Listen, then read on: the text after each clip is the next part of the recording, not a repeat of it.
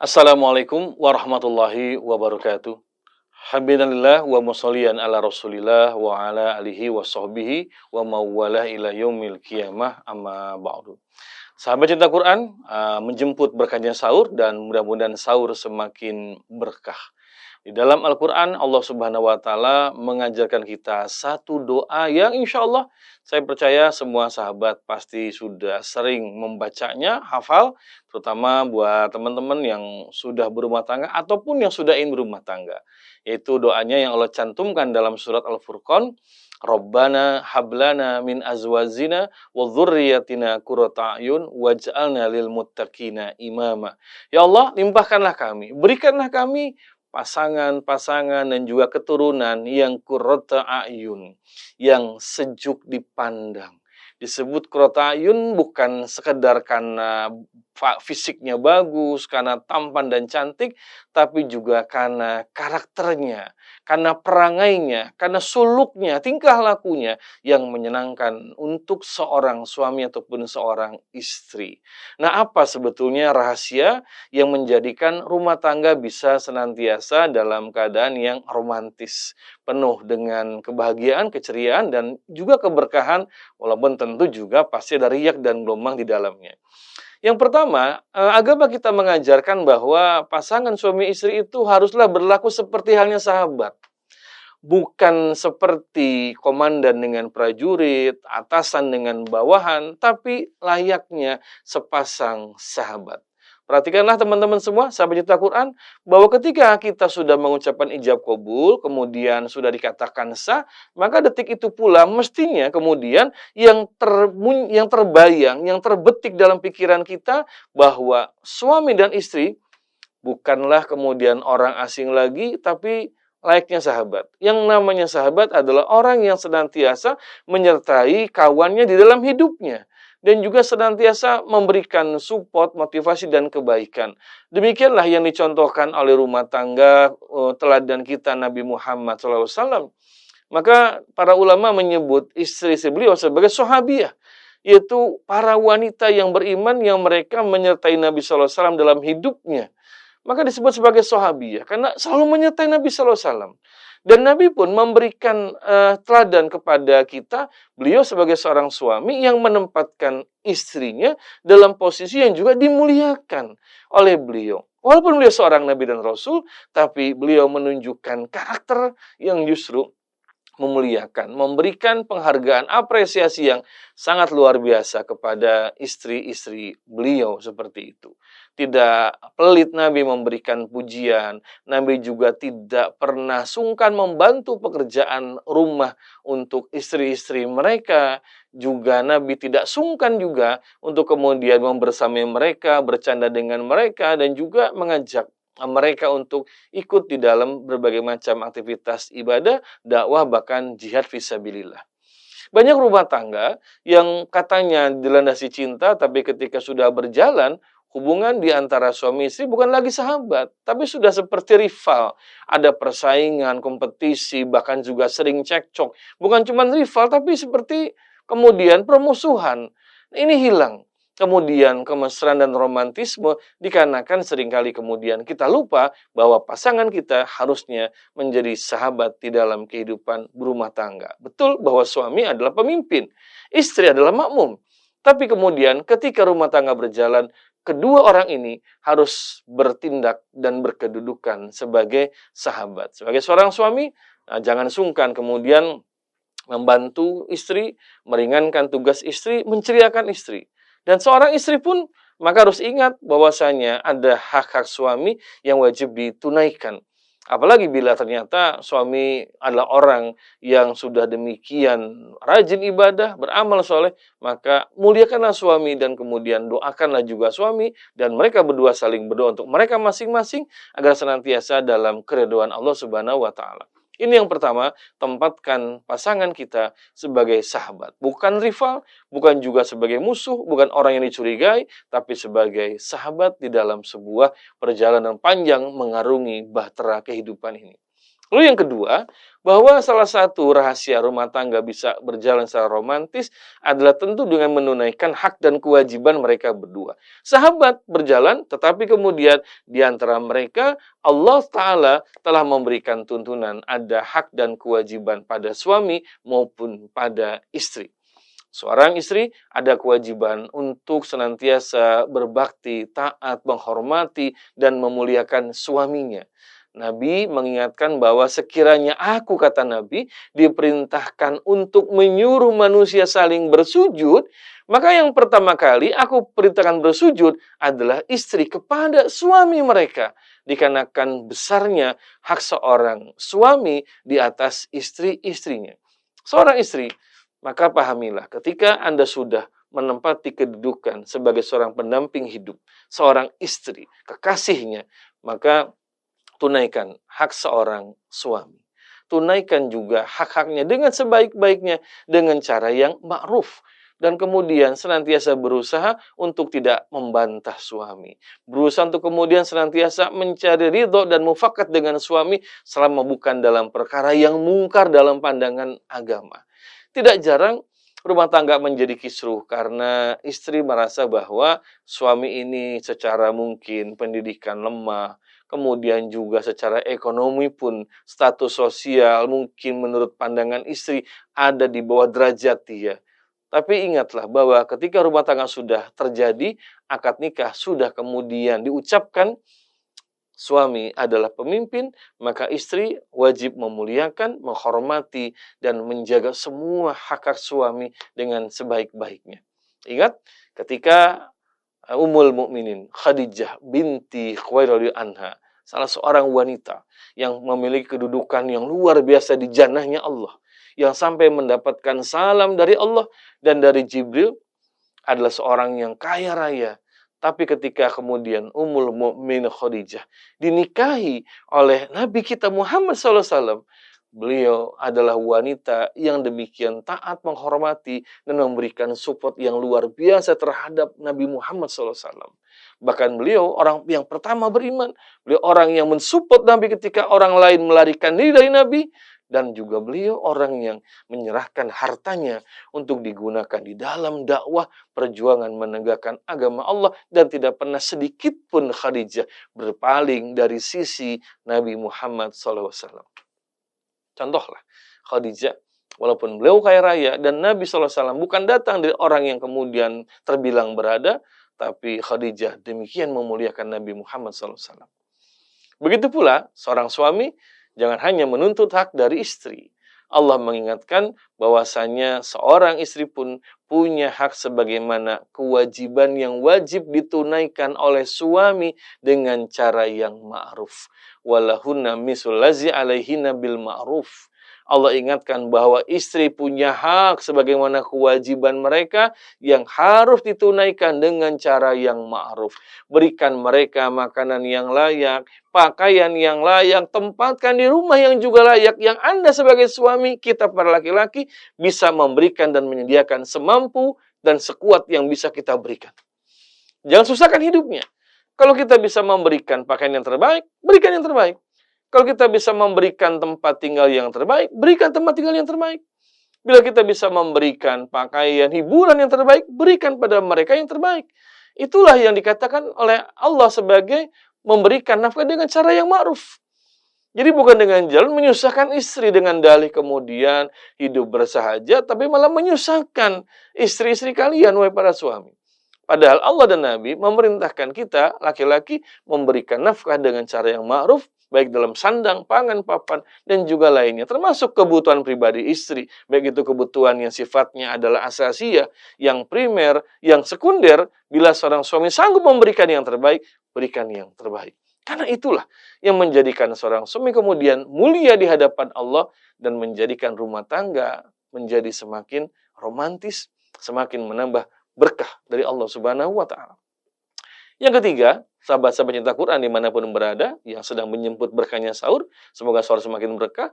Yang ketiga adalah kemudian, gunakanlah komunikasi yang penuh dengan kasih sayang di antara suami dengan istri. Allah peringatkan kepada para laki-laki untuk bersikap baik kepada istri. Wa ashiruhunna bil ma'ruf. Begitu perintah Allah. Pergaulilah istrimu dengan cara yang ma'ruf dalam rumah tangga itu. Perlakukan dengan tutur kata yang baik, dengan sikap yang baik. Suami murah senyum kepada istri, membantu meringankan tugas istri, bahasa tubuh yang baik, gesturnya yang baik, kemudian juga bahkan memberikan panggilan pun yang baik, yang disenangi oleh istri, sehingga istri kemudian muncul semakin besar rasa sayang dan hormatnya kepada suami. Mohon maaf, tidak jarang ada suami ketika rumah tangga sudah berjalan 5 tahun, 10 tahun, 15 tahun, 20 tahun, lupa untuk menambah kasih sayang, lupa untuk kemudian menambah kebaikan kepada istri. Padahal dengan umur pernikahan yang semakin panjang, justru harusnya seorang suami sadar bahwa wanita yang hadir dalam hidup ini ternyata sahabat yang terbaik dalam suka maupun duka, yang telah memberikan anak-anak dan juga telah mendampingi kita sebagai suami. Maka berikan yang terbaik untuk istri. Menggunakan komunikasi yang baik. Sebagaimana juga Nabi SAW memanggil istri-istri beliau dengan panggilan yang terbaik. Begitu pula istri pun ketika berbicara dengan suami dengan bahasa yang baik pula. Tidak merendahkan derajat suami. Walaupun suami dalam keadaan susah, tetap memuliakan suami. Tidak kemudian menjatuhkan harga diri suami, membicarakan aibnya di hadapan orang lain. Atau sekarang barangkali membuat status di media sosial. Bukan. Tapi istri yang baik ketika suami ada dalam kondisi yang sedang terpuruk barangkali, sedang diberikan ujian oleh Allah, maka istri senantiasa menggunakan komunikasi yang baik pula kepada suaminya. Ini yang ketiga, suami istri harus bisa menjaga komunikasi yang baik, kata-kata yang baik, bahasa tubuh yang baik, dan juga menjaga kemudian segala kebaikan ataupun kekurangan di antara mereka. Kenapa? Karena Allah ingatkan suami istri itu layaknya pakaian. Pakaian itu saling menutupi tubuh, menutupi aurat. Agar orang lain tidak tahu aurat kita. Itulah suami istri. Ketika berkomunikasi, maka jaga rahasia yang ada di antara kita berdua, antara kalian berdua, suami dengan istri, maka rumah tangga akan semakin romantis. Yang keempat, yang menjadikan rumah tangga semakin harmonis dan romantis adalah ketika kemudian suami istri ini ketika bertengkar, maka senantiasa bertengkar dengan cara yang ma'ruf pula, dengan cara yang baik. Tidak bertengkar dengan mencaci maki pasangan, tidak bertengkar dengan mencari-cari kekurangan dari pasangan, karena pasti akan ada. Diingatkan oleh Nabi kepada kita laki-laki, la yafraq mu'minun mu'minatan. Janganlah seorang mukmin laki-laki, maksudnya suami, dia kemudian mencela ya kekurangan dari istrinya yang beriman. Kata Nabi, kalau engkau tidak ridho, kalau seorang suami tidak ridho dengan satu sikapnya, dia bisa ridho dengan sikapnya yang lain. Allah juga ingatkan, kalau seorang istri sudah mentaati kalian wahai para suami, jangan kalian cari-cari jalan untuk menyalahkan istri. Maka ketika bertengkar, jangan membiasakan diri kemudian mengorek-orek, mengungkit-ungkit kekurangan dan kesalahan di masa lalu yang sudah lewat.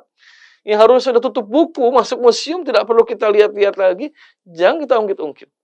Nah, ketika bertengkar, dan itu hal yang memang ya dalam rumah tangga ada riak dan gelombang seperti pertengkaran, maka jaga tutur kata, jaga lisan. Terutama, jangan sampai kemudian seorang laki-laki ataupun suami melakukan kekerasan fisik pada pasangannya.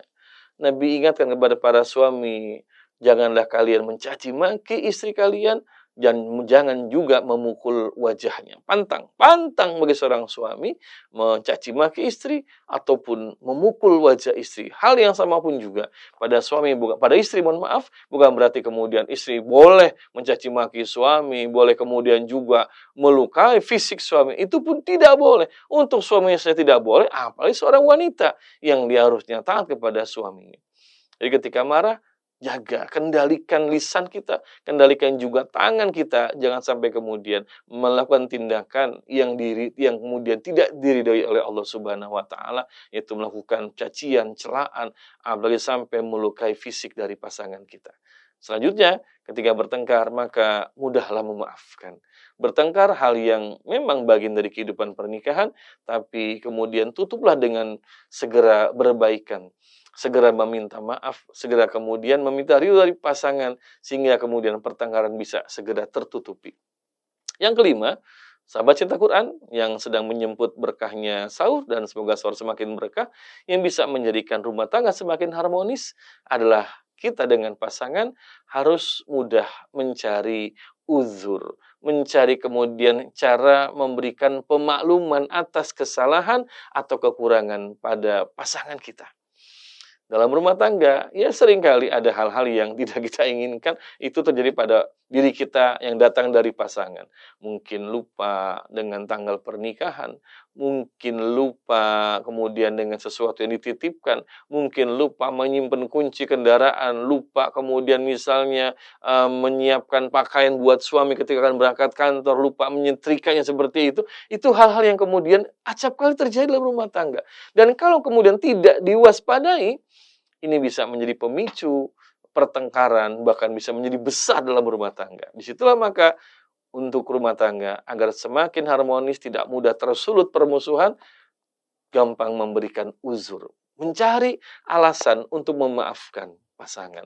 Oh, mungkin dia sedang lelah, sehingga tidak sempat menyiapkan seragam untuk aku berangkat kerja.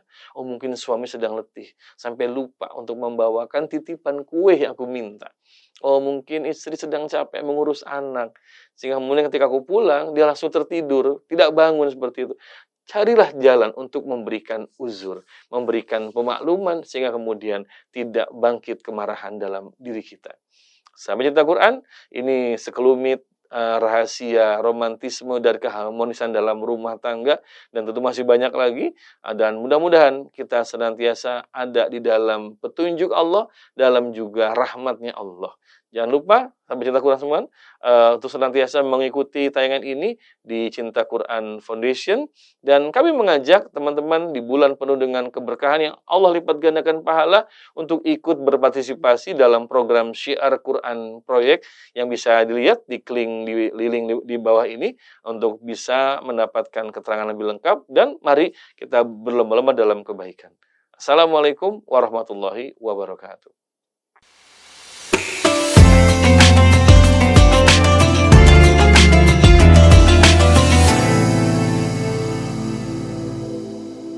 Asyhadu Asyhadu alla alla ilaha ilaha illallah illallah Washhadu anna Muhammadan Rasul Allah.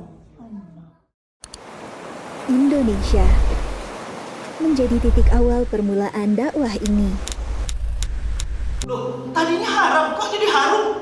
Tadinya harum kok jadi haram? Bingung. Sepanjang 2023, 130.055 orang telah mengikuti kajian keislaman. 130.000 orang telah terbebas dari buta aksara Quran. 206.725 kali bimbingan bersama Cinta Quran Call. 118.603.364 tayangan Cinta Quran TV telah menginspirasi, serta 12.805 mustahik terbantu oleh zakat 100%. 136.685 orang menerima bantuan kemanusiaan dari donation. 5.685 layanan kesehatan tersalurkan melalui Rumah Singgah Al-Fatih, dan 16.237 orang menerima manfaat dari Amazing Kurban. Tak hanya itu, penduduk dunia lainnya juga turut merasakan manfaat dari syiar Quran ini. Syiar dakwah ini dapat meluas karena dukunganmu. Annyeonghaseyo, nama saya Hanzahlah dari Korea Selatan. Hallo Leute, ich bin Haramita, ich wohne jetzt in Berlin, Deutschland. Nama saya Rina Kemala, saya tinggal di Australia. Saya Paulina dari Hong Kong. Alhamdulillah dengan program Cinta Quran Call, Belajar Al-Quran menjadi begitu mudah dan kapan. Mari berbagi lebih banyak jejak kebaikan dengan menghantar hidayah Quran ke penduduk bumi lainnya, hingga pesan cinta itu dapat menjadi penyejuk dahaga bagi saudara-saudara kita dan bekal terbaik untuk pulang dengan bahagia.